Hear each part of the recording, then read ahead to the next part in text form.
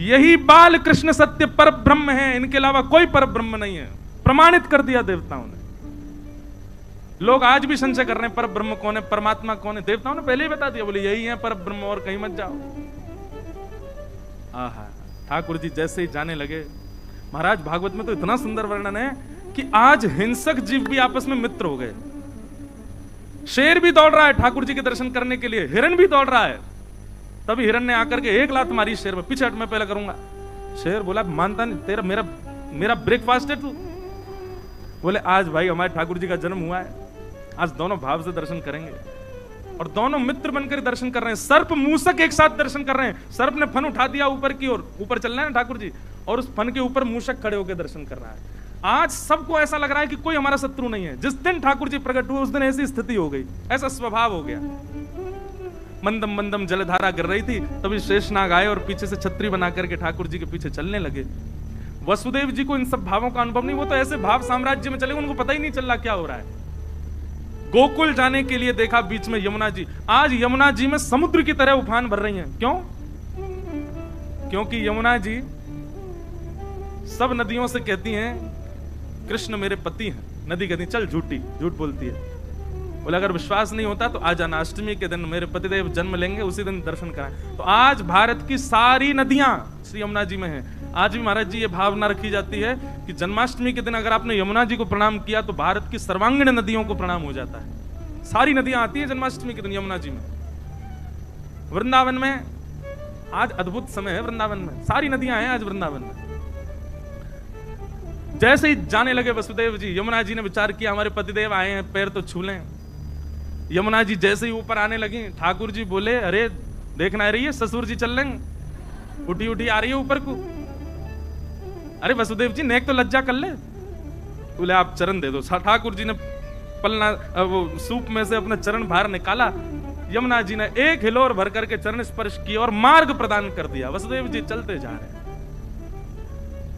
गोकुल पहुंचे।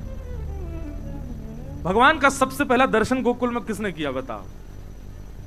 हमारे पूज्य नाना जी बताते थे, यमलार्जुन वृक्षों ने।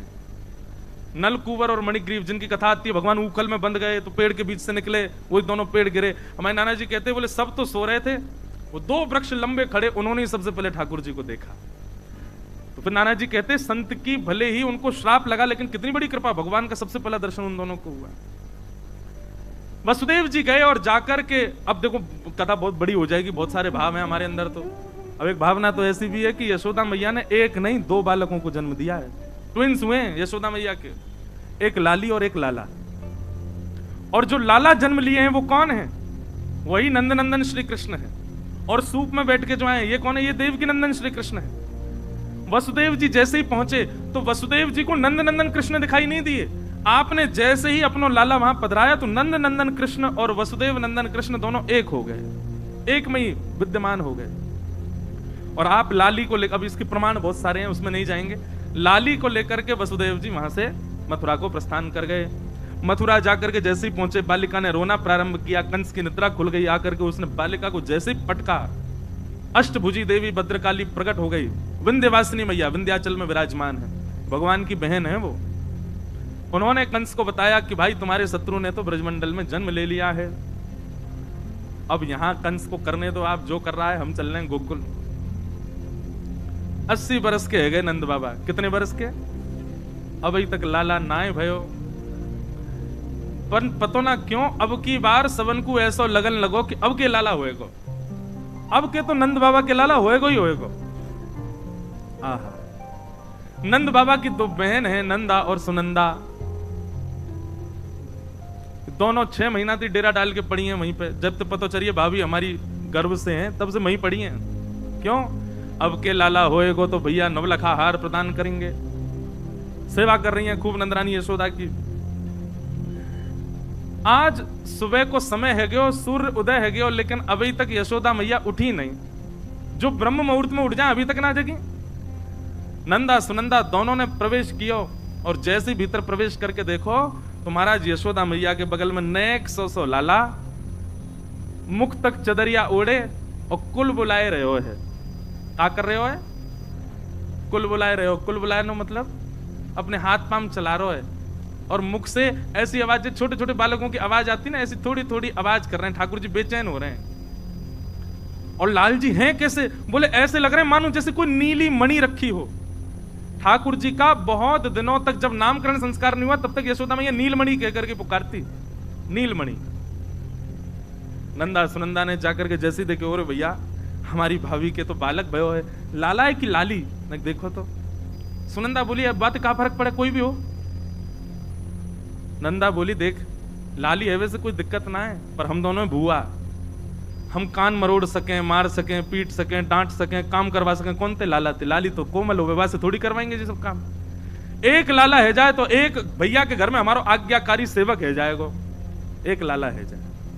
और नंदा सुनंदा ने 21 बार हरिशरणम को जाप किया, हरिशरणम हरिशरणम हरिशरणम, एक लाला है जाए बस, एक ये तो लाला ही हो। चदरिया पकड़ के खड़ी हैं और जैसे 21 बार हरिशरणम को जाप करके चद्दर उघारी है, महाराज दोनों चिल्लाने लगी, है गया है गया है गया है गया है गया है गया है गया। तभी एक दूसरे को मुख बंद को, चुप, अभी हल्ला मत करे, सबसे पहले ये खबर जाके नंद बाबा को सुनाएंगी। बोले नंद बाबा कहाँ हैं? बोले गौशाला में बैठे हैं, जाप कर रहे हैं। अभी तो भयो ना है, अभी तो भयो ना है, अभी तो भयो ना है, अभी तो भयो, जन कब होएगो? पूरी माला करते हैं, अभी तो भयो ना, सुमेरु पे कहें जाने कब होएगो।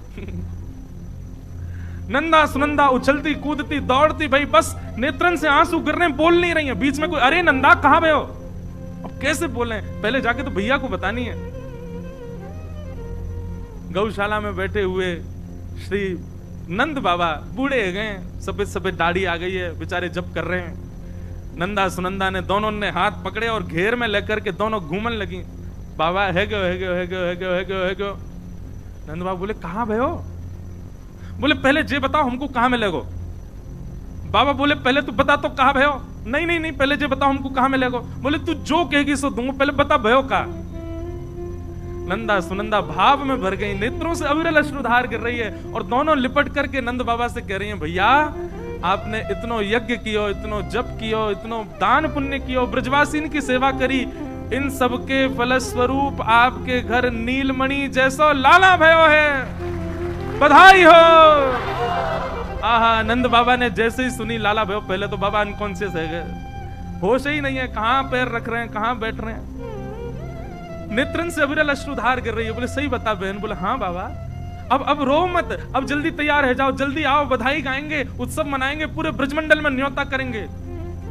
नंद बाबा ने कछु ब्रजवासी बुलाए और कही भैया सबन ते जाके क्या अपने सब चूल्हे बुझा दें, आप तो सबन को भोजन नंद भवन में होगा, सबको जाके बताई दियो नंद भवन में लाला भयो है। और बाबा ने छलांग मारी यमुना जी में, स्नान करके पीली बगलबंदी पहनी, पीली धोती पहनी, लाल पटका डारो, सिर पर पाग पहनी, पीलो पीलो चंदन लगा करके, आंखन में काजर लगायो, मूछन में इत्र लगायो। लाइयो रे छोरा दर्पण कैसा लग रहा हूं? बोले बाबा दुल्हा से लग रहे हो बिल्कुल। आहा, नंद बाबा की चाल ही अद्भुत है गई, पूरे ब्रजमंडल में आनंद है रो है। जाकू भी पता चले, भागवत जी में वर्णन है, जिसको भी पता चलता है कि नंद भवन में लाला हुआ है, उसके हृदय में उतना ही सुख है जितना सुख श्री नंद बाबा जी को। मतलब जैसे इतने लोग बैठे हैं, अब यहां में देखो कईयों के नेत्र सजल हो गए, कई प्रसन्न हो रहे हैं, कई अभी माटी के मथोना से बैठे हैं। ऐसा नहीं, सब नंद बाबा जैसे हो गए, जो सुने वही नाचने लगे, सब अपने घर पे बंधन बाहर बांध रहे हैं, सब अपने अपने घर में एक दूसरे को हृदय से लगा, अरे बधाई हो, हमारे घर, हमारे नंद भवन में लाला भयो है। महाराज ब्रजवासीन को जैसे ही पता चली लाला भयो है, सबरे माखन ले ले करके आए, मिश्री के बाम गोला बना बना करके एक दूसरे पर उछालन लगे। ये तो बताए जा रहा है सबन को कि भैया लाला भयो है। एक 80 बरस की 90 बरस की अम्मा ने करके आई, एक दांत नहीं उसके। हमारे जैसे आप क्या बोले क्या हुआ है, हमारे यहाँ बोले कहा भयो है, बोलो नेक मोहम्मद को पूरा खोलो, कहा भयो है, कहा भयो है मतलब क्या हुआ है। मैया ने देखी बाहर बड़ी हलचल मच रही है, भैया हैं ये मक्खन लुटाए जा रहे हैं, दही उड़ाई जा रही है।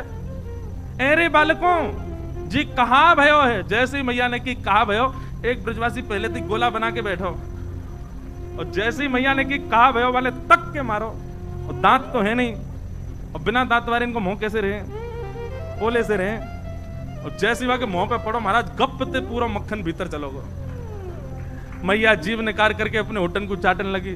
अरे लाला अब तो बता कहां भयो। अरे मैया तेरो मोह चीकनो होगा मीठो होगा वो ना पता चली कहा भयो।